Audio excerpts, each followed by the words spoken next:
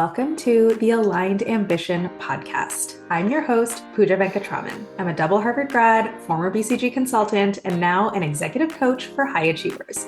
On this podcast, we are going to tackle the 4 key things that you need to figure out in order to live a life of aligned ambition.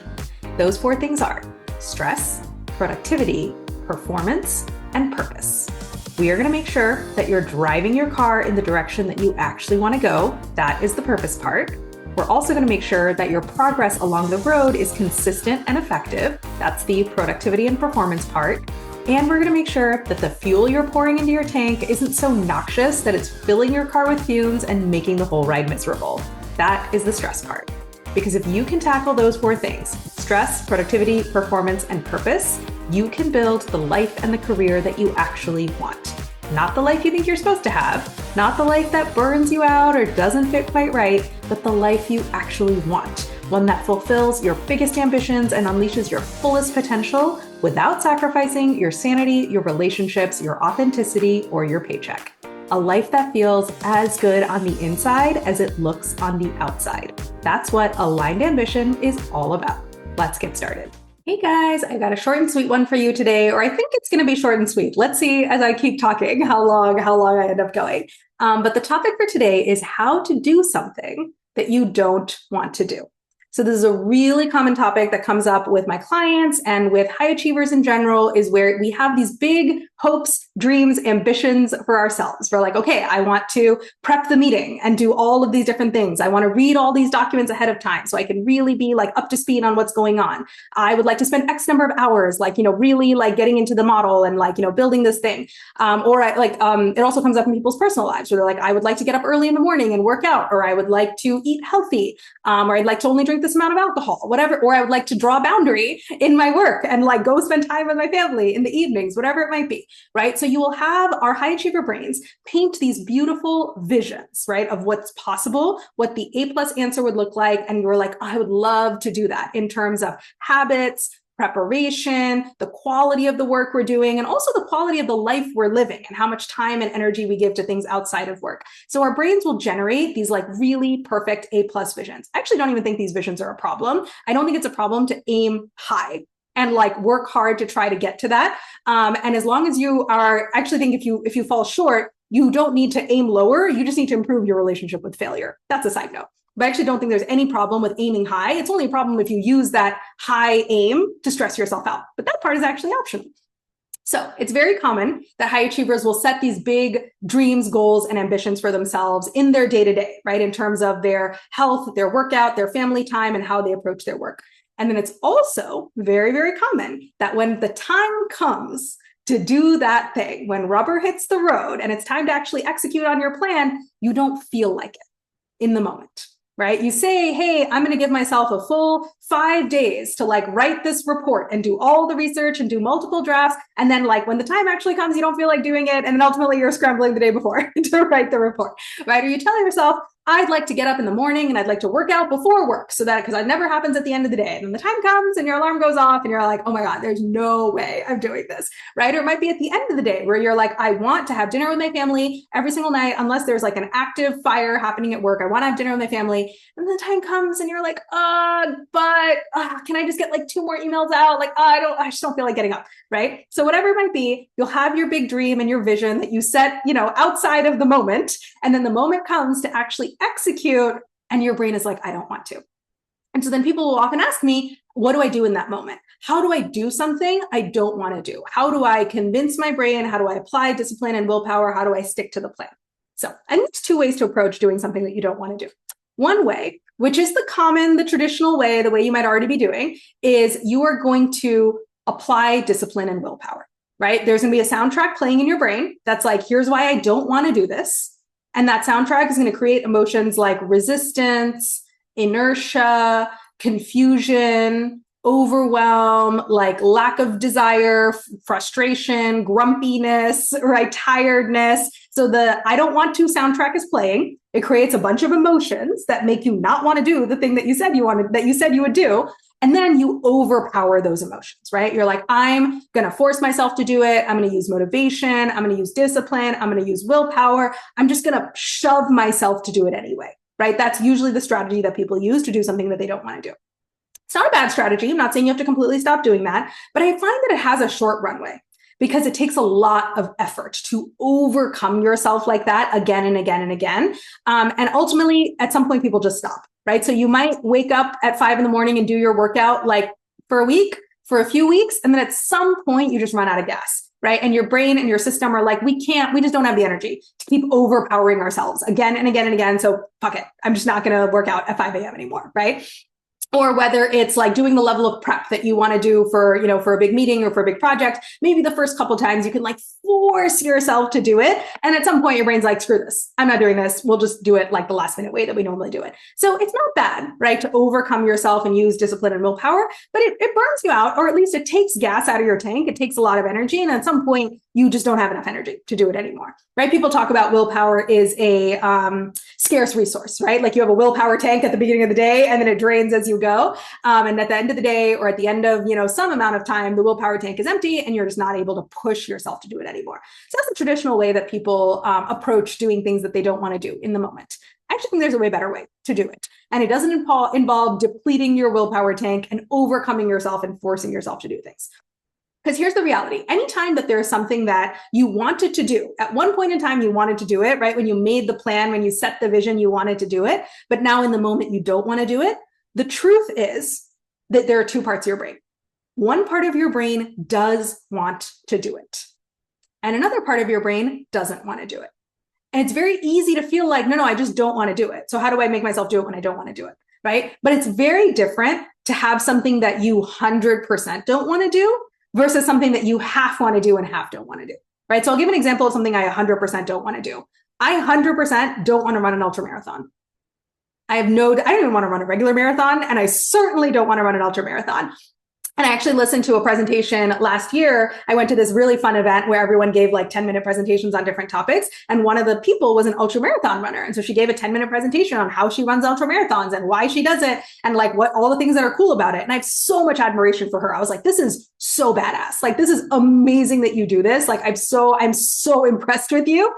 And as I learned more about what it takes to run an ultra marathon, I was like, oh yeah, I 100% don't want to run one. I have no interest whatsoever. I can happily go to my deathbed having never run an ultra marathon. I don't think I would have been missing out on anything, right? Was my genuine perspective. So that's what it feels like when you 100% don't want to do anything, right? When I 100% don't want to do it, I experience no inner conflict, right? I'm not problem solving. How do I get myself to run an ultra marathon? I don't bring it to coaching. I don't talk to my friends about it. I don't even problem solve it in my own brain. It's just 100% I don't want to do it. So I don't do it.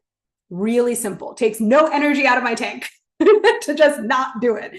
That's what it feels like when you actually don't want to do something, right? It feels like, oh yeah, I don't want to run an ultra marathon, so I just don't run it. And I just don't even think about it anymore. Versus these things where you're in the middle, right? Where it's like you planned to do it, you wanted to do it, but then in the moment you don't want to do it. It's not true that you don't want to do it. Or at least it's not 100% true that you don't want to do it. Because if 100% of you didn't want to do it, you would experience no inner conflict. There would be no angst. There would be no beating yourself up. There would be no disappointment, right? There would be no frustration with yourself. You would just be like, I don't want to do it, so I didn't do it. Like, it's a non-issue. What are you talking about? I also feel the same way about grapefruit. I hate grapefruit, so I just don't buy grapefruit and I don't eat grapefruit. Really simple. There's no self-doubt. There's no frustration. There's no beating myself up. There's no discipline. There's no willpower. I just don't eat grapefruit because I don't like grapefruit. Really easy, right? That's what it feels like to not want to do something. Whereas the things you are dealing with, right, where you're like, I want to do it, but I can't get myself to do it, or how do I do something I don't want to do? The absolute reality is part of you does want to do this, right? That exists inside you. It's not me telling you. It's not the world telling you. It's not society telling you. Something in you wants to do this thing. Something in you wants to do a full week's worth of prep for the report, not just prep it the day before. Something in you wants to get up at 5 a.m. and work out. Something in you wants to shut down the laptop at 6 p.m. and go hang out with your family for the rest of the evening, right? Whatever that thing is, something in you wants to do your taxes, right? Whatever the task is, whether it's super administrative or whether it's something that you personally want to do, whether it's work related or personal related, something in you wants to do this. And so when the moment comes, right, to actually execute on that thing, and your brain is saying, I don't want to, what you need to do, the second way to overcome this is turn on the I do want to soundtrack. That soundtrack exists in your brain. Do not let your brain tell you that it doesn't exist. It absolutely does. And instead of letting the I don't want to soundtrack play really loud, and then you have to overcome that soundtrack and overcome all the emotions created by that soundtrack, the simple, easy thing for you to do, turn up the volume on the I do want to soundtrack, right? You want to. Something in your brain wants this. Turn up the volume. Why do you want to do this, right? You can do this ahead of time. You can also do this in the moment, but like get some practice turning the volume up on that soundtrack and really letting it play, right? If it's like, here, why do I want to spend a week prepping for this report and not just do it the night before? I want to do it because I will feel less stressed. I'll feel like I have plenty of time. I'll have time to deep dive into all the different research rabbit holes without feeling like I don't have time to go all the way into it. So I can satisfy my curiosity and satisfy my kind of researcher's instinct. I'll have time to sleep on it and then come back to it the next day and like make edits that I wouldn't have been able to make. I'll have new perspectives because I stepped away and I came back.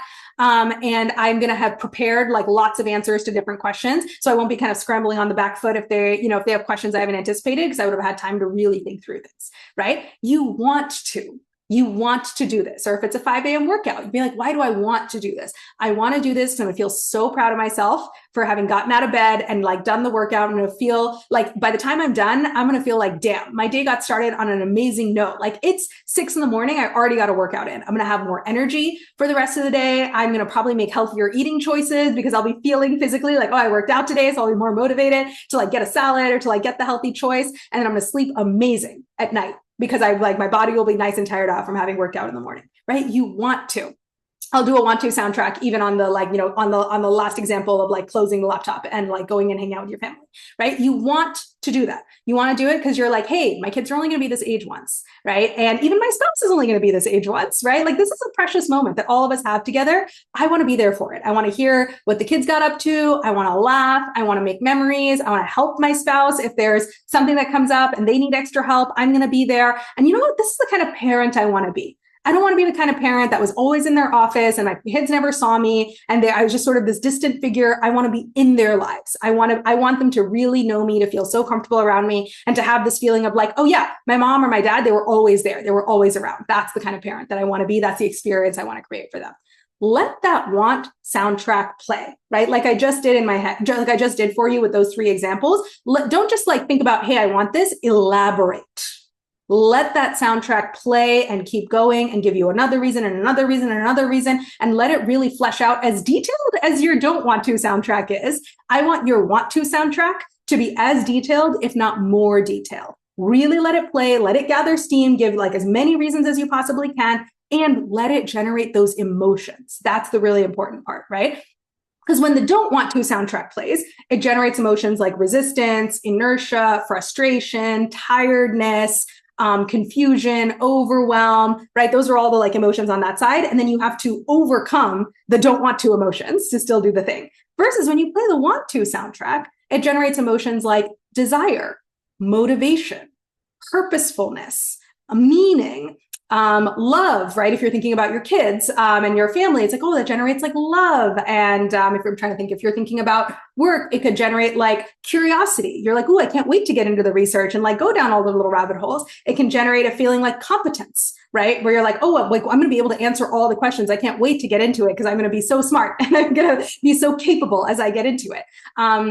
So those are all the motivations that'll be generated, right? Energy, just very simple. Energy, the motivation, the emotion of feeling energetic and feeling energized will be generated as you let the want soundtrack play. So energy, motivation, purpose, love, curiosity, all of those those emotions that have a lot of forward momentum, they will get generated, right? As you turn up the soundtrack on the I want to story, turn up the volume on that soundtrack and you let it really bubble, let your brain elaborate, and then let the emotions, not just in your head, let the emotions get created in your body. That is going to create the momentum for you to do the thing. And then when you do it this way, you're not having to overcome yourself, right? You're not just letting the I don't want to soundtrack play and then like muscling through it and overcoming it. Instead, you're being very conscious and deliberate about turning up the volume on the I want to soundtrack. You're letting it wash through your body. You're letting it generate all those emotions. And then you're just going to go ahead and do it. It's so easy. It's so simple. It doesn't take a lot of energy. It takes a little bit of energy to just turn up the volume, but then the emotions that are generated will just carry you through. And you'll be like, great, I'm up. Let's go. Let's do that workout. Okay, let's get started. We're like 5 days out from the report being due. Let's get started. I can't wait to go. Hey, it's time to like shut down the laptop and go hang out with my family. Let's do it. This is the energy efficient, non-burnout creating, non-willpower using way of doing the things that you quote unquote don't want to do, is to recognize you do want to do them. Yes, you do. It's not that 0% of you wants to do it, because if 0% of you wanted to do it, it would be like me eating grapefruit and running ultra marathons, right? I have no inner conflict about that. I have no procrastination issues, no discipline issues. I'm not even problem solving that, because no part of me wants to do that. The truth is you do want to do this, right? Which is an amazing starting point. And so when the truth is you do want to do this, all you have to do is turn up the volume on the want to soundtrack, let it play in your head and let it generate emotions in your body, and then let those emotions carry you forward. It's so much easier and simpler and less energy eating and less draining to just do it that way. And then the last thing I'll say is sometimes people will say, ooh, this feels like a lot of work, right? I have to manage my brain. Like my brain is playing the I don't want to soundtrack, and then I have to like manage it. I have to like sit down and think about like, why do I want to do this? And I have to get the soundtrack playing. It like takes work to like make that happen. And I'll argue, I think both of them are work, right? And I think it is work to let the I don't want to soundtrack play and then to overcome yourself, right? It's less work upfront because you're not managing your brain. You're not directing it anyway. You're just letting the soundtrack play. But then it's work to have to overcome all the emotions that got generated by the I don't want to soundtrack. That's a lot of work. And if you don't overcome those emotions and you don't do the thing you want to do, it's also work to live in the reality where you didn't do the thing you wanted to do. It's work to not have worked out and then not be happy with your physical health. It's work to not have done the prep for your report for those 4 extra days and be scrambling and doing it the night before. It's work to not have the relationship with your kids that you wanted and to be disappointed in yourself that you worked so much and didn't hang out with them. So it's work. It's work to overcome yourself and overcome all the inertia emotions and resistant emotions. And it's work to not overcome them and then be disappointed that you didn't do what you wanted to do, right? And it's also work to turn up the volume on the I want to soundtrack, right? It's work to manage your brain. It's work to direct your brain in this conscious, deliberate way. It's work to recognize, hey, my brain is playing the I don't want to soundtrack, but that's not the whole truth. I don't even think it's that much of the truth. So I'm going to find the I want to soundtrack in my brain. I'm going to consciously dial up the volume. I'm going to let it play and play and play and build up steam and generate more reasons and like elaborate further until it generates the emotions in my body and then it carries me forward. So it's work to do that too, but I actually think it's less work. It's a little bit more work up front for the benefit of then a wave of momentum that carries you forward. That's very little work. And then you get to live in the world where you did what you wanted to do and you get to feel proud of yourself and you get to enjoy the results and outcomes that come from that. That's not work at all. That's really fun. Whereas when you let the I don't want to soundtrack play, it's less work up front because you're not managing your brain. You're not noticing your brain. You're just letting it say whatever it wants, but then it's more work down the road. It's more work to overcome all those resistant emotions. And it's more work to live in the world where you didn't do the things you wanted to do and you don't have the outcomes you want. So for anyone who is like, this feels like work, this feels like, feels like effort that you're telling me to do, it is effort. But at the end of the day, it's upfront effort for long-term ease. And I actually think it's net. I think it's less effort and less work than letting your brain, run on the default and like run you. And then you end up either overcoming yourself or not having what you want. So that's my perspective. That's how to do something that you don't want to do. And let me tell you how this ties to the free career audit that I offer people, right? When it comes to designing the career and the life you actually want, we do it on 2 levels. We do it on the macro level and we do it on the micro level. So the macro level is what's your overall career strategy? Where are you trying to go? What's your purpose? What problems do you enjoy solving? And then how do we angle your career to get there? Whether that's in your current role, figuring out which projects you should be focusing on, how to get you a promotion, or it can be in your next role of really getting clear, what do I want to do next? And how do I navigate my way to that next role or to launching my own business, whatever it might be. So we build the career that you actually want on the macro level. We also build it on the micro level. We build it in the day-to-day. What are the habits that you want to be building? How do you improve your performance on a day-to-day basis? How are you more productive on a day-to-day basis? And how do you feel less stress and more flow on a day-to-day basis? Because the vast majority of your career, you live it in the micro, right? There's a few big macro moments, right? Where you're like really gunning for a promotion, or you're really deciding which direction you want to go in, or you're deciding what kinds of roles to recruit for. I would say like absolute maximum, 20% of your career is like macro decisions. Even that feels really high. Maybe even 10% of your career is macro decisions, right? And macro positioning. And these like macro transition, attempts. 80 to 90% of your career, you live it in the micro, right? And it's just the day-to-day work. You're in the job, you've completed the transition, or you've achieved the promotion, or you've launched your business, whatever it is that you're doing. Now you're just in it. You're in the work. You're deciding, what am I doing today? How do I do it as well as possible? How do I respond to the things that have come up? How do I manage my emotions? How do I not let the work burn me out or drain me too much? And how do I do as good of a job as I possibly can? So 80 to 90% of your career, you live it in the micro. And I talk about both of these things on this podcast, right? I talk about the macro aspects of like purpose, direction setting, positioning, and where do you want to go? And I talk a lot about the micro aspects of stress, day-to-day performance, day-to-day productivity. And so when you come do your free career audit with me, we're going to assess things on the macro and the micro level. As we talk about stress, productivity, performance, and purpose, we'll look at what's working and what's not working, big picture, but also in all the little nitty gritty. And so, because like I said, most of your life, you live it in the micro. And so this is just an example of one of the adjustments that I might suggest for someone, right? As we're looking at their stress and their productivity and their performance. And if one of the themes that comes out is like, hey, I have all these things I want to do, or there's like levels of performance that I would like to achieve, or like I have plans and visions of how I'd like to work. But then when push comes to shove, when rubber hits the road, I don't quite execute it the way I want to, and I'm frustrated with myself, right? I would be like, great. One of the diagnoses, right? One of the things that's happening is that you're letting the I don't want to soundtrack play too loudly in your brain. And so the game plan is you need to get practice turning up the volume on the I want to soundtrack, and then letting those momentum emotions carry you forward instead of letting the resistance emotions, hold you back. And so I just wanted to give you a sense of how everything we talked about connects to the free career audit, because we'll assess how are things going on the big picture, but also how are things going in the day-to-day. And we'll find all of the little fixes. We'll find what's not working, why it's not working. And then we'll put that game plan together to say, here's what it takes to build the career and the life that you actually want, big picture and in the day-to-day. You mostly live in the day-to-day. So I want to make sure the day-to-day is really strong. So book your free career audit. Let's assess your career and how things are going, how they're going externally, how they're going directionally, and how they're feeling internally. Let's assess it all. Let's pinpoint exactly what's not working today and why those gaps are opening up and what you have to do to close the gaps. And then we'll also talk about if I might be a good person to support you, or if another coach or another type of resource might be the best to support you. But I always make sure people leave not only with their game plan, but with a very clear support structure and like next steps for like, here's how I'm going to execute the game plan. So that's what you'll get when you book your free career audit. And I can't wait to talk to you. Thank you so much for listening to this episode of the Aligned Ambition podcast. Make sure to subscribe if you haven't already, and share this podcast with anyone you know that you think could use it. If you'd like to explore working together in a one-on-one coaching engagement with me, book a free consult call at poojavcoaching.com/contact. You can grab that link in the episode description.